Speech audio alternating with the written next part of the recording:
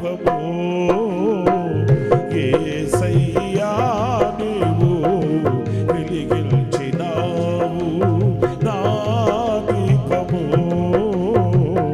యేసయ్యా నీవు వెలిగించినావు సుడిగాలిలోనైనా జడివానలోనైనా ఆరిపోదులే నీవు వెలిగించిన దీపము ఆమేన్ నీవు వెలిగించిన దీపము నీవు వెలిగించిన దీపము నీవు వెలిగించిన దీపము నీవు వెలిగించిన దీపము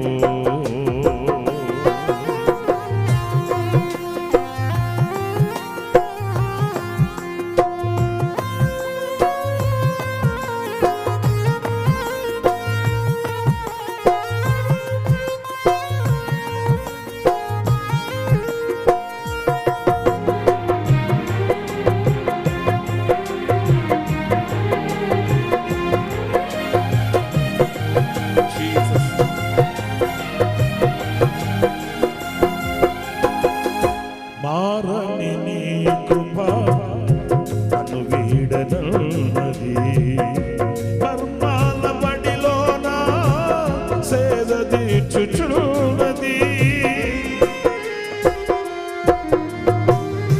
మారని నీ కృప నన్ను వీడనన్నది మర్మాల బడిలోన సేద తీర్చుచున్నది రోగిల్చుచున్నది ప్రతి చోట సాక్షిగా రోగిల్చుచున్నది ప్రతి చోట సాక్షిగా నా దీపము యేసయ్యా నీవు వెలిగించినావు సుడిగాలిలో నైనా జడివానలో నైనా ఆరిపోదులే నీవు వెలిగించిన దీపము నీవు వెలిగించిన దీపము నీవు వెలిగించిన దీపము నీవు వెలిగించిన దీపము నీవు వెలిగించిన దీపము.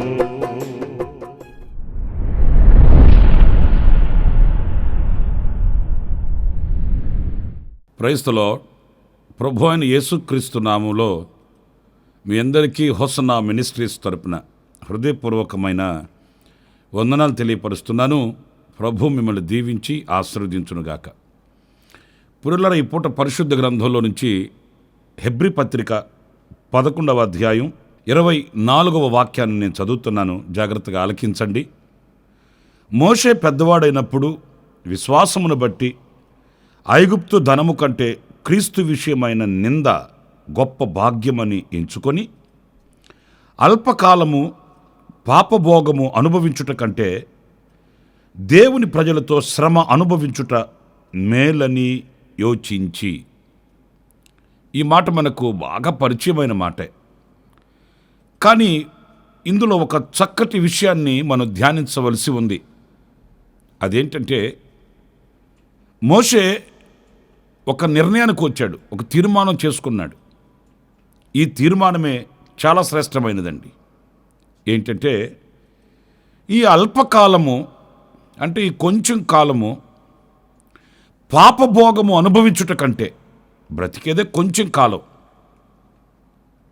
దేవుడు మనకిచ్చిన ఆయుశేషమే చాలా కొంచెం. అది ఎంత కొంచెము అనేది నిర్ధారించి చెప్పలేనంత. 50 ఏళ్ళ, 60 ఏళ్ళ, 30 ఏళ్ళ, 70 ఏళ్ళ, ఎవరికి ఎంత ఆయుష్ను ఆయన అనుగ్రహించాడో మనకు తెలీదు. ఈ అల్పకాలంలో పాపభోగాన్ని అనుభవించుట కంటే శ్రమ అనుభవించుట మేలు కదా. ఎందుకని? పాపభోగము వలన కలిగే ప్రతిఫలం బహుభయంకరంగా ఉంటుంది.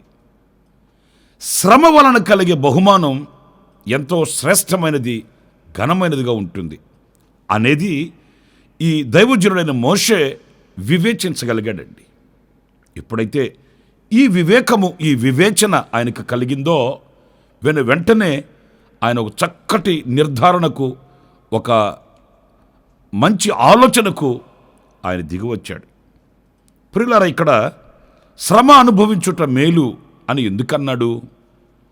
ఏంటి అంటే ఆ శ్రమలో ఆయనకి ఏదో శ్రేష్టమైనది కనిపించింది. ఏమై ఉంటుంది? పరిశుద్ధ గ్రంథంలో 119వ కీర్తన 71లో కూడా ఈ మాట మనం చదువుతామండి. నేను నీ కట్టడలను నేర్చుకొనున్నట్లు శ్రమ నొంది ఇండుట నాకు మేలాయను. ఇక్కడ సమాధానం దొరుకుతుంది చూడండి మనకు. శ్రమ పొందుట మేలట. ఎందుకు అనంటే నీ కట్టడలను నేర్చుకొనున్నట్లు. నిజమే, మనం శ్రమల పాలైనప్పుడు, శ్రమ మనకు కలిగినప్పుడు ఆయన కట్టడలు మనం నేర్చుకోగలుగుతామండి. ఆయన కట్టడలను మనము చూడగలుగుతాము. ప్రియ దేవుని బిడ్డలారా, చూడండి, అన్ని సమృద్ధిగా మనకున్నప్పుడు, అన్ని సౌకర్యాలు మనకు ఉన్నప్పుడు దేవుని కట్టడ, దేవుని యొక్క నియమము, ఇవి మనము అంతగా ఆలోచించము, నేర్చుకోమండి. అన్నీ మనకు ఉన్నాయి కదా. ఇక అనుగ్రహించిన ఆ ఆశీర్వాదానికి మన పాత్రులము అన్నట్లుగా మనం నడిపించబడుతుంటాము. శ్రమ కలిగిన నాడు ఆయన కట్టడలను మనం నేర్చుకోగలుగుతామనంటే ఆయన ఏ విధిని విధించి ఉన్నాడు, ఎలా నడిస్తే మనం దీవించబడతాము, ఏ మార్గంలో వెళితే మనం ఆశీర్వదించబడతాము, ఎలా బ్రతకాలని దేవుడు మనల్ని నిర్ణయించి ఉన్నాడు, ఇవన్నీ దీర్ఘంగా ఆలోచించగలుగుతామండి. ఆ కట్టడల విషయమై మనం జాగ్రత్త తీసుకుంటాము. అందుకే మనం పాడుకుంటుంటాం కదా, శక్తికి మించిన సమరములో నేర్పితివి నాకు నీ చిత్తమును.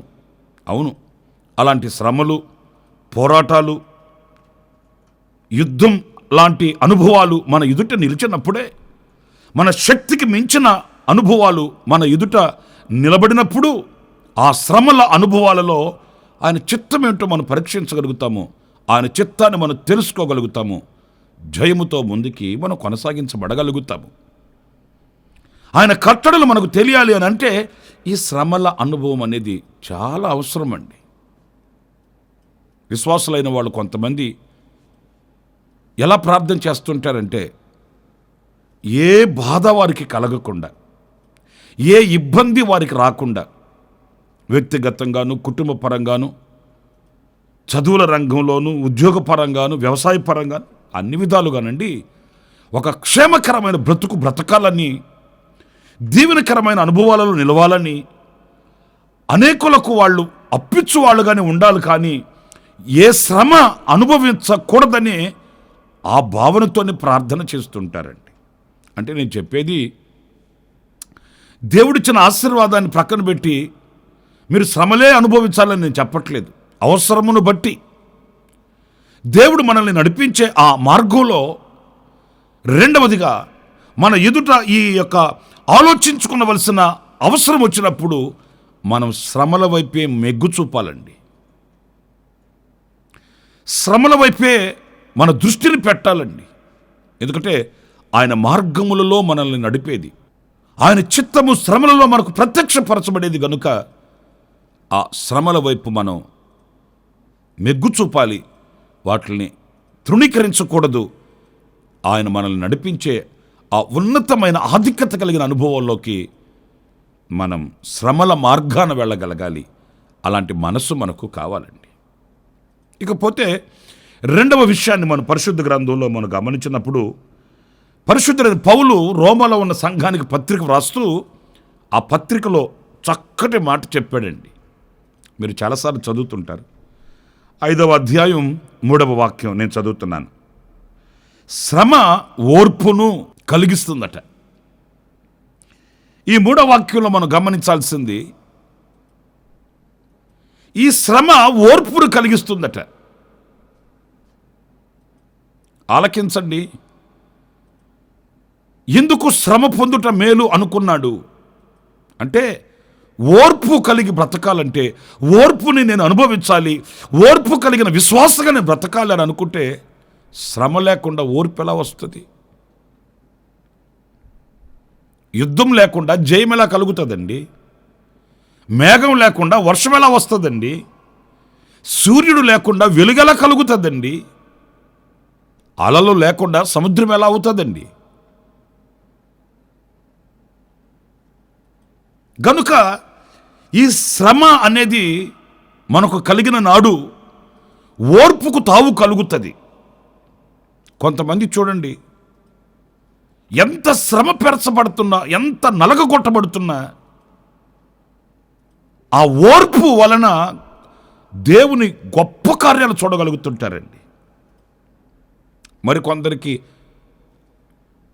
ఆ ఓర్పు అనేది వాళ్ళ దరిదాపుల్లో కూడా కనిపించదు. ఒక వ్యక్తి శ్రమపరచబడుతున్నప్పుడు ఆ శ్రమలలో దాగి ఉంది ఓర్పు. సుఖాలలో కాదు, సమృద్ధిలో కాదు, సౌఖ్యంలో కాదు. సౌఖ్యంలో ఉంటే ఓర్పు ఎక్కడుంటుంది? ఓర్పుకు తావేది అక్కడ? సమృద్ధిగా బ్రతుకుతున్నప్పుడు ఓర్పుకు స్థానం ఏది అక్కడ? ఓర్పు అనేది దేనికి జోడి చేయబడి ఉంటుంది, దేనికి జత చేయపరచబడి ఉంటుందంటే శ్రమకి. శ్రమలలోనే ఓర్పు కావాలి. కనుక ఓర్పు అనే అనుభూతిని నేను కలిగిన వాడనే ఉండాలంటే తప్పనిసరిగా శ్రమ అనే మార్గాన్ని మనం ఎంపిక చేసుకోవాలి. పరిష్కారం మనకు కనబడవచ్చు, సహాయం చేసే వ్యక్తులు మన ఎదుట నిలబడవచ్చు, ఎందరో మనల్ని పురుకొల్పి ప్రోత్సహించి చేతులు పట్టుకొని నడిపించే వ్యక్తులు మనకు కనబడవచ్చు. కానీ ఆ శ్రమకి మనం మెగ్గు చూపి ఆ శ్రమల మార్గంలో మనం నడిపించబడితే అది ఎంత మేలంటే, ఓర్పు అనే ఒక క్రొత్త ఆశీర్వాదాన్ని మనకు పరిచయం చేస్తుందండి. మన పితరుల గురించి మనం హెబ్రీ పత్రికలో చదువుతాము. వాళ్ళు యాతన పరచపెట్టబడ్డారట, అయినప్పటికీ కూడా విడుదలను పొందనొల్లక వాళ్ళు యాతన పరచపెట్టబడ్డారు, రంపాలతో కోయబడ్డారని వాక్యం చెప్తుంది. ఎందుకని? ఆ శ్రమలలో ఆ ఓర్పు అనే అనుభూతితో వాళ్ళు సహవాసం చేశారు. శ్రమ అనే మార్గం ఓర్పు అనే స్నేహితుడిని మనకు పరిచయం చేస్తుంది.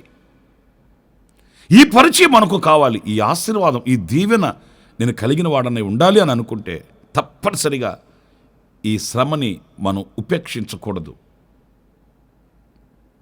అపేక్షించాలి. ఈ శ్రమను మనం త్రోసివేసుకోకూడదండి. నాకు శ్రమ రాకూడదు, నాకు శ్రమ ఉండకూడదు, నాకు శ్రమలు అవసరం లేదు అని మనం అనకూడదు. గనుక మొదటిది, ఈ శ్రమ మనకు ఆయన కట్టడలను నేర్పుతుంది. రెండవది, ఈ శ్రమ మనకు ఓర్పును ప్రసాదిస్తుంది. ఇంకొక మాట కూడా నేను మీకు జ్ఞాపకం చేస్తాను. పరిశుద్ధుడైన పేతురు ఆయన వ్రాసిన మొదటి పత్రికలో 1వ అధ్యాయం 7వ వాక్యంలో చక్కటి మాట మనం చదువుతాము. నశించిపోవు సువర్ణము అగ్ని పరీక్ష వలన శుద్ధపరచబడుచున్నది గదా, దానికంటే అమూల్యమైన మీ విశ్వాసము ఈ శోధనల చేత లేక శ్రమల చేత పరీక్షకు నిలిచినదై యేసుక్రీస్తు ప్రత్యక్షమైనప్పుడు మీకు మెప్పును మహిమయు ఘనతయు కలుగుటకు కారణమగును. ప్రియులారా, ఈ వాక్యం ఎంత స్పష్టంగా అనుభవపూర్వకంగా రాశాడో ఆయన. మీరు శ్రమ పెట్టబడుతున్నారా? అలాగైతే ఈ శ్రమ వలన యేసుక్రీస్తు ప్రత్యక్షమైనప్పుడు మీకు మెప్పు, మహిమ, ఘనత కలుగుటకు కారణమగును. ఏంటి కారణమగును? ఈ శ్రమ. మెప్పు, మహిమ, ఘనత మనకు కావాలంటే ఈ శ్రమల కారణంగానే మనకు వస్తుందట. మరి శ్రమలే వద్దనుకుంటే, శోధనలే వద్దనుకుంటే, ఇబ్బందులే వద్దనుకుంటే, మరి మెప్పు మహిమ ఘనత ఎవరికి సొంతం అవుతుంది? ఆయన ద్వారా మనకు మెప్పు కలగడం అంటే ఎంత ఘనత మీరు ఆలోచించండి. ఆయన ద్వారా మనకు మహిమ కలగడం అంటే ఎంత ఆశీర్వాదమో మీరు ఆలోచించండి. ఇవన్నీ ఒక విశ్వాసిగా లోతైన అనుభవాల్లోకి వెళితే కానీ మనకు అర్థం కావండి. నేను యేసుప్రభుని నమ్ముకుందే సుఖపడడానికి కదా, నేను యేసుప్రభుని నమ్ముకున్నదే శ్రమలన్నీ తొలగిపోవడానికి కదా అనే ప్రశ్న మీకు కలుగుతుంది. అయితే లోక సంబంధంగా మనం ఆలోచనలు కలిగి ఉంటాము. ఆత్మ సంబంధమైన ఆలోచనలు లోక సంబంధమైనవిగా ఉండవండి. ఈ ఆత్మ సంబంధమైన ప్రతి ఆలోచన అది మనకు ఆత్మ సంబంధమైన ఈవులను పరిచయం చేస్తుంది, ఈవులను తీసుకుని వచ్చి పెడుతుంది. కనుక ఒక వ్యక్తి శ్రమ పడితే, శ్రమను అపేక్షిస్తే, శ్రమల మార్గంలో నడిపించబడుతుంటే అతడు ఏదో నాకు కొత్తగా ఒక వింతైన అనుభవం వచ్చేసింది, ఎవరికి లేని శ్రమలు నాకు వచ్చేసేయి, నేను ఎందుకు ఈ శ్రమలు అనుభవించాలి అని అనుకోకూడదండి. ఈ శ్రమల మూలాన దేవుని చేత నేను మహిమను పొందుతాను, ఆయన చేత ఘనపరచబడుతాను, ఆయన చేత నాకు మెప్పు కలుగుతుంది అనే ఆలోచన కలిగిన వారమైతే ఎన్నటికీ ఆ శ్రమలను మనం ఉల్లంఘించము, సంతోషంగా శ్రమలను ఆహ్వానించగలుగుతాము. నేను శ్రమల పాలై దీనుడనైతిని, ప్రభు నన్ను తలంచుకొనుచున్నాడు అని పరిశుద్ధ గ్రంథంలో మనం చదువుతామండి. కనుక ఆ శ్రమలలో ఆ దీనత్వాన్ని నేర్చుకొని ఆ శ్రమలను సంతోషంగా మనం అనుభవించాలి. ఈరోజు చాలామంది విసుగు పడిపోతున్నారు, చాలామంది క్రీస్తు సరళత నుంచి తొలగిపోతున్నారు, అనేక మంది దేవునికి విరోధులైపోతున్నారు. ఏం చేశాడండి దేవుడు మాకు? ఏదో చెయ్యాలనే ఆయన నడిపించేది, కానీ మనమేమంటున్నాము? ఏం చేస్తాడండి? ఈ శ్రమలేంటండి, ఈ కష్టాలేంటండి? మనం సహించలేనన్ని అనుగ్రహించడు కదా, సహించలేనంతగా మనల్ని శ్రమలకు అప్పగించడు కదా, తప్పించుకునే మార్గం కూడా చూపిస్తాడు. తగు కాలమందు ఆయన నిన్ను తప్పించి బయటకు తీసుకుని వస్తాడు. తద్వారా మెప్పు కలుగుతుంది, మహిమ కలుగుతుంది, ఘనత కలుగుతుంది, గొప్ప దీవెనే మనకు అనుగ్రహింపబడుతుంది అనే విషయాన్ని మర్చిపోవద్దు. ఒకవేళ మీలో ఎవరైనా ఇలాంటి ఇరుకైన మార్గాలలో నడిపించబడుతున్నప్పుడు, శోధనలలో నలిగిపోతున్న వేళ కృంగిపోకండి, ధైర్యం కలిగి ఉండండి. ఆయన కట్టడలు నేర్చుకొనుటకును, ఓర్పు మనకు అనుగ్రహింపబడుటకును, మెప్పు మహిమ ఘనత ఆయన ద్వారా మనకు కలుగుటకును ఈ శ్రమలు మనకు అనుగ్రహింపబడ్డాయన్న దృష్టితో ముందుకు వెళదాము. సంతోషంగా ప్రభుని స్తుతిద్దాము. అలాంటి కృప నా దేవుడు సమృద్ధిగా మీకు అనుగ్రహించుడుగాక. తలలు వంచండి, చిన్న ప్రార్థన చేస్తాను. కృపా సత్య సంపూర్ణుడ జీవాధిపతి అయిన ప్రభువా మీకు వందనాలు. ఆనాడు మా పితరుడైన మోషే క్రీస్తు విషయమైన నింద భాగ్యమని ఎంచుకొని దేవుని ప్రజలతో శ్రమ అనుభవించుట మేలనుకున్నాడు. ఎందుకంటే శ్రమల ద్వారా నీ కట్టడలను నేర్చుకోవడానికి, శ్రమల ద్వారా ఓర్పును పొందుకోవడానికి, శ్రమల ద్వారా మెప్పు మహిమ ఘనతను చూడడానికి ఆయన అలాంటి తీర్మానం తీసుకున్నాడు. మా వ్యక్తిగత అనుభవాలలో కూడా వివేకం కలిగిన వారమై శ్రమలను సంతోషంగా అనుభవించడానికి మాకు సమృద్ధి అని కృప మీరు అనుగ్రహించమని, మా చేతిని మీరు పట్టి నడిపించమని మమ్మల్ని మీ చేతులకు సమర్పించుకుంటూ యేసు నామములో ప్రార్థన చేసి వేడుకొనుచున్నాను తండ్రి. Amen, amen. ప్రభు మిమ్మల్ని ఆశీర్వదించి దీవించునుగాక. ఈ దినమంతా విశేషమైన కృప నా దేవుడు సమృద్ధిగా మీకు అనుగ్రహించునుగాక. Amen, amen. ప్రతిదినము ఈ అనుదిన కృపాను సందేశముల కొరకు, ఇంకా మరిన్ని ఆత్మ సంబంధమైన సందేశాల కొరకు ఈ మా యూట్యూబ్ ఛానల్ ను సబ్స్క్రైబ్ చేసుకోండి. Pastor Ramesh hosanna ministries.